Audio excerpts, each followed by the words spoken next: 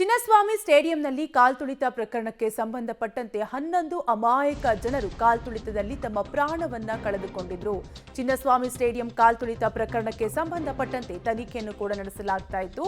ಹಾಗಾದ್ರೆ 11 ಅಮಾಯಕರ ಸಾವಿಗೆ ಯಾರು ಕಾರಣ, ಯಾರು ಹೊಣೆ, ಭೀಕರ ಕಾಲ್ತುಳಿತ ದುರಂತಕ್ಕೆ ಕಾರಣರಾದ್ರು ಯಾರು? ಸರ್ಕಾರಕ್ಕೆ ಮ್ಯಾಜಿಸ್ಟ್ರೇಟ್ ತನಿಖೆಯ ವರದಿ ಸಲ್ಲಿಕೆ ಮಾಡಲಾಗಿದೆ. ಈಗಾಗಲೇ ಮ್ಯಾಜಿಸ್ಟ್ರೇಟ್ ತನಿಖಾ ವರದಿಯಲ್ಲಿ ಸ್ಫೋಟಕ ಅಂಶಗಳು ಬಟಬಯಲಾಗಿದೆ. ಪಬ್ಲಿಕ್ ಟಿವಿ ಬಳಿ ಇದೆ ಎಕ್ಸ್ಕ್ಲೂಸಿವ್ ಡೀಟೇಲ್ಸ್. ಒಟ್ಟಾರೆಯಾಗಿ ಆರ್ಸಿಬಿ ವಿಜಯೋತ್ಸವ ಸಂದರ್ಭದಲ್ಲಿ ಚಿನ್ನಸ್ವಾಮಿ ಕ್ರೀಡಾಂಗಣದಲ್ಲಿ 11 ಅಮಾಯಕರು ಉಸಿರುಗಟ್ಟಿ ತಮ್ಮ ಪ್ರಾಣವನ್ನ ಕಳೆದುಕೊಂಡಿದ್ರು. ಅಮಾಯಕರ ಸಾವಿಗೆ ಯಾರು ಕಾರಣ, ದುರಂತಕ್ಕೆ ಕಾರಣರಾದ್ರು ಯಾರು? ಸರ್ಕಾರಕ್ಕೆ ಮ್ಯಾಜಿಸ್ಟ್ರೇಟ್ ತನಿಖಾ ವರದಿ ಸಲ್ಲಿಕೆ ಮಾಡಲಾಗಿದ್ದು, ಮ್ಯಾಜಿಸ್ಟ್ರೇಟ್ ತನಿಖಾ ವರದಿಯಲ್ಲಿ ಸ್ಫೋಟಕ ಅಂಶ ಬಟಬಯಲಾಗಿದೆ. ಚಿನ್ನಸ್ವಾಮಿ ಸ್ಟೇಡಿಯಂ ಕಾಲ್ತುಳಿತ ಪ್ರಕರಣಕ್ಕೆ ಸಂಬಂಧಪಟ್ಟಂತೆ ಸರ್ಕಾರಕ್ಕೆ ಮ್ಯಾಜಿಸ್ಟ್ರೇಟ್ ತನಿಖೆಯ ವರದಿ ಸಲ್ಲಿಕೆ ಮಾಡಲಾಗಿದೆ. ಪಬ್ಲಿಕ್ ಟಿವಿ ಬಳಿ ವರದಿಯ ಸ್ಫೋಟಕ ಡೀಟೇಲ್ಸ್. ಚಿನ್ನಸ್ವಾಮಿ ಸ್ಟೇಡಿಯಂ ಕಾಲ್ತುಳಿತ ದುರಂತಕ್ಕೆ ಆರ್ಸಿಬಿಐ ಕಾರಣ. ಮ್ಯಾಜಿಸ್ಟ್ರೇಟ್ ತನಿಖಾ ವರದಿಯಲ್ಲಿ ಉಲ್ಲೇಖವನ್ನ ಮಾಡಲಾಗಿದೆ. ಆರ್ಸಿಬಿಐ ಕಾರಣ ಅಂತ. ಆರ್ಸಿಬಿ ಮ್ಯಾನೇಜ್ಮೆಂಟ್ ಪೊಲೀಸರ ಅನುಮತಿಯನ್ನೇ ಪಡೆದಿರಲಿಲ್ಲ. ಆರ್ಸಿಬಿ ಮ್ಯಾನೇಜ್ಮೆಂಟ್ ಫ್ರೀ ಪಾಸ್ ಅಂತ ಘೋಷಣೆಯನ್ನ ಮಾಡಿದ್ರು. ಸ್ಟೇಡಿಯಂಗೆ ಫ್ರೀ ಪಾಸ್ ಎಂದು ಘೋಷಣೆ ಮಾಡಿದ್ದು ಆರ್ಸಿಬಿಐ ದುರಂತಕ್ಕೆ ಕಾರಣ ಅಂತ ವರದಿಯಲ್ಲಿ ಸಲ್ಲಿಕೆ ಮಾಡಲಾಗಿದೆ. ಸಿಎಸ್ಕೆ ವರದಿಯನ್ನ ಸಲ್ಲಿಸಿದ ಬೆಂಗಳೂರು ನಗರ ಡಿಸಿ ಚಿನ್ನಸ್ವಾಮಿ ಸ್ಟೇಡಿಯಂ ಕಾಲ್ತುಳಿತ ಪ್ರಕರಣಕ್ಕೆ ಸಂಬಂಧಪಟ್ಟಂತೆ ಸರ್ಕಾರಕ್ಕೆ ಮ್ಯಾಜಿಸ್ಟ್ರೇಟ್ ತನಿಖಾ ವರದಿಯನ್ನ ಸಲ್ಲಿಕೆ ಮಾಡಲಾಗಿದೆ. ಪಬ್ಲಿಕ್ ಟಿವಿ ಬಳಿ ವರದಿಯ ಸ್ಫೋಟಕ ಡೀಟೇಲ್ಸ್. ಚಿನ್ನಸ್ವಾಮಿ ಕಾಲ್ತುಳಿತ ದುರಂತಕ್ಕೆ ಆರ್ಸಿಬಿಐ ನೇರ ಕಾರಣ. ಯಾಕಂದ್ರೆ ಮ್ಯಾಜಿಸ್ಟ್ರೇಟ್ ತನಿಖಾ ವರದಿಯಲ್ಲಿ ಉಲ್ಲೇಖವನ್ನ ಮಾಡಲಾಗಿದೆ ಆರ್ಸಿಬಿಐ ಹೊಣೆ ಅಂತ ಹೇಳಿ. ಆರ್ಸಿಬಿ ಮ್ಯಾನೇಜ್ಮೆಂಟ್ ಪೊಲೀಸರ ಪರ್ಮಿಷನ್ ಅನ್ನೇ ಪಡೆದುಕೊಂಡಿರಲಿಲ್ಲ.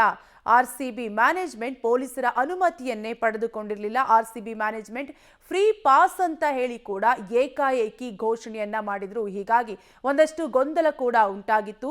ಹೀಗಾಗಿ ದೊಡ್ಡ ಅನಾಹುತಕ್ಕೂ ಕೂಡ ಕಾರಣವಾಯಿತು. ಈ ಪ್ರಕರಣದಿಂದ ಆರ್ಸಿಬಿಐ ದುರಂತಕ್ಕೆ ಕಾರಣ ಅಂತ ಈಗ ಮ್ಯಾಜಿಸ್ಟ್ರೇಟ್ ವರದಿಯನ್ನ ಸಲ್ಲಿಕೆ ಮಾಡಿದ್ದು, ಸಿಎಸ್ಕೆ ವರದಿಯನ್ನ ಸಲ್ಲಿಸಿದ್ದಾರೆ ಬೆಂಗಳೂರು ನಗರ ಡಿಸಿ.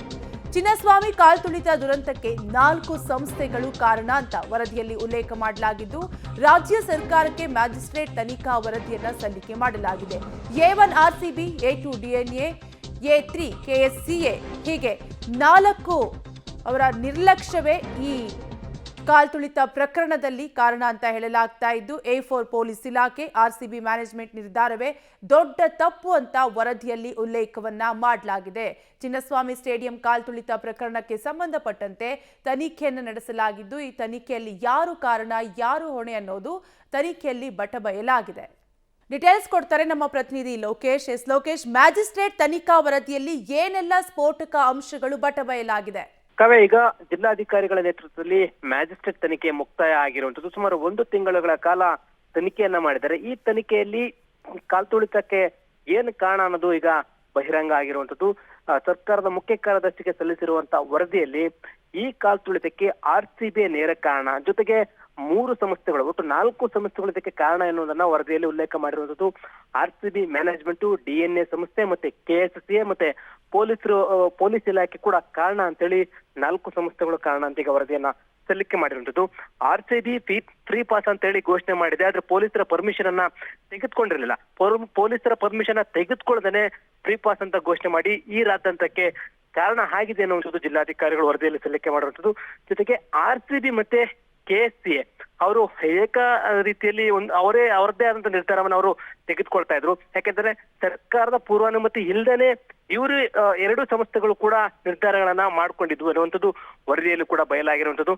ಅದನ್ನ ಹೊರತುಪಡಿಸಿದರೆ ಇನ್ನ ಪೊಲೀಸ್ ಇಲಾಖೆ ಕೂಡ ಚಿನ್ನಸ್ವಾಮಿ ಮುಂಭಾಗದಲ್ಲಿ ಒಂದಷ್ಟು ಭದ್ರತೆಗೆ ಸಂಬಂಧಪಟ್ಟಂತೆ ಬ್ಯಾರಿಕೇಡ್ ಅಳವಡಿಕೆ, ಅಲ್ಲಿ ಕೂಡ ಪೊಲೀಸರ ಭದ್ರತೆ ವೈಫಲ್ಯ ಇದೆ ಅನ್ನುವಂಥದ್ದನ್ನು ಕೂಡ ಉಲ್ಲೇಖವನ್ನ ಮಾಡಲಾಗಿದೆ. ಈ ರೀತಿಯಾಗಿ ಜಿಲ್ಲಾಧಿಕಾರಿಗಳಿಗೆ ಸಲ್ಲಿಸಿರುವಂತಹ ಮ್ಯಾಜಿಸ್ಟ್ರೇಟ್ ತನಿಖೆಯಲ್ಲಿ 4 ಸಂಸ್ಥೆಗಳು ಕಾರಣ ಅಂತೇಳಿ ಈಗ ಬಯಲಾಗಿರುವಂತದ್ದು. ಅದರಲ್ಲಿ ಪ್ರಮುಖವಾಗಿ ಮೊದಲನೇ ಆರೋಪಿ ಸ್ಥಾನದಲ್ಲಿರುವಂತದ್ದು A1 ಆರೋಪಿ ಸ್ಥಾನದಲ್ಲಿರುವಂತದ್ದು ಆರ್ಸಿಬಿ, 2ನೇ ಆರೋಪಿ ಸ್ಥಾನದಲ್ಲಿರುವಂತದ್ದು DNA, ಮತ್ತೆ 3ನೇ ಆರೋಪಿ ಸ್ಥಾನದಲ್ಲಿ KSCA, ಮತ್ತೆ 4ನೇದಾಗಿ ಪೊಲೀಸ್ ಇಲಾಖೆ ಅನ್ನುವಂಥದ್ದನ್ನು ಕೂಡ ಜಿಲ್ಲಾಧಿಕಾರಿಗಳು ಉಲ್ಲೇಖವನ್ನ ಮಾಡಲಾಗಿದೆ. ಯಾಕಂದ್ರೆ 11 ಜನ ಸಾವನ್ನಪ್ಪಿದ್ದಾರೆ, ಅವರ ಕುಟುಂಬಸ್ಥರಿಂದ ಕೂಡ ಹೇಳಿಕೆಯನ್ನು ಪಡ್ಕೊಂಡಿದ್ರು.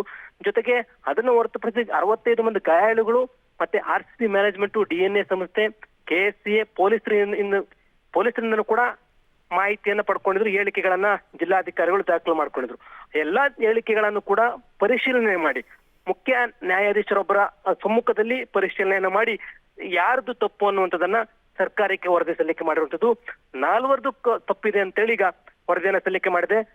ಸರ್ಕಾರ ಕ್ಯಾಬಿನೆಟ್ ನಲ್ಲಿ ಈ ಒಂದು ವರದಿಗಳನ್ನ ಇಟ್ಟು ಯಾರ ಕಾರಣ ಏನ್ ಕ್ರಮ ವಹಿಸಬೇಕು ಅಂತೇಳಿ ಕ್ಯಾಬಿನೆಟ್ ನಲ್ಲಿ ನಿರ್ಧಾರ ಆಗಲಿದೆ. ಕಾವ್ಯ. ಲೋಕೇಶ್, ಮುಂದಿನ ಕಾನೂನು ಪ್ರಕ್ರಿಯೆ ಯಾವ ರೀತಿಯಾಗಿರುತ್ತೆ, ಹಾಗೆ ಸರ್ಕಾರ ಬಚಾವಾಯ್ತಾ ಈ ಪ್ರಕರಣದಿಂದ ಅಂತ? ಸರ್ಕಾರ ಈಗಾಗಲೇ ಪೊಲೀಸರ ಭದ್ರತಾ ವೈಫಲ್ಯ ಕಾರಣ, ಜೊತೆಗೆ KSCA ಒಂದಿಷ್ಟು ಅಧಿಕಾರಿಗಳನ್ನು ಕೂಡ ಅಮಾನತು ಮಾಡಿದ್ದು, ರಾಜೀನಾಮೆಯನ್ನ ಪಡ್ಕೊಂಡಿತ್ತು, ಅದೆಲ್ಲವನ್ನು ಕೂಡ ಮಾಡಿದೆ. ಈ ಸರ್ಕಾರಕ್ಕೆ ಕೂಡ DCP ಒಬ್ರು ಭದ್ರತೆ ಕೊರತೆ ಇದೆ, ಸಿಬ್ಬಂದಿಯ ಕೊರತೆ ಇದೆ ಅಂತ ಹೇಳಿ ಕೂಡ ಪತ್ರ ಬರೆದಿದ್ರು.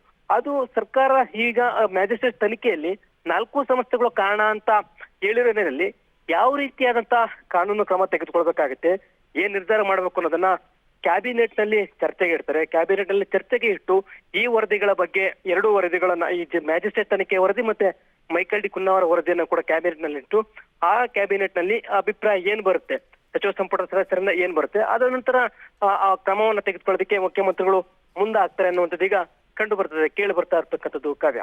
Thank you Lokesh, ಡೀಟೇಲ್ಸ್ಗಾಗಿ.